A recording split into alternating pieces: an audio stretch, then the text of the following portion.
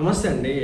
చాలామంది అంటూ ఉన్నారు, విజయ్ తమిళనాడులో తన దగ్గర పనిచేసేటటువంటి డ్రైవర్ ఎవరైతే ఉన్నారో ఆ డ్రైవర్ కొడుక్కి ఒక సీట్ ఇచ్చినాడు. సో సీట్ ఇవ్వడమే కాదు, అతన్ని గెలిపించినాడు అని చెప్పేసి చాలా గొప్పగా మాట్లాడుతూ ఉన్నారు.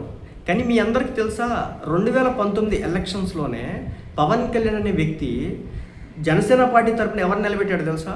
ఒక బస్ కండక్టర్ కొడుకుని పాతపట్నంలో పవన్ కళ్యాణ్ గారు నిలబెట్టడం అనేది జరిగింది. అతని పేరే గీతల చైతన్య.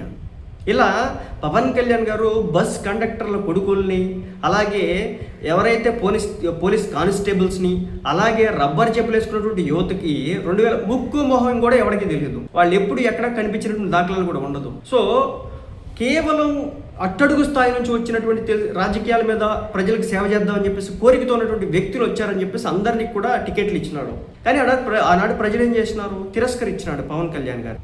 గీతల చైతన్య అనే వ్యక్తి ఈ రోజుకి జనసేన పార్టీ కోసం ఉన్నాడు కదా.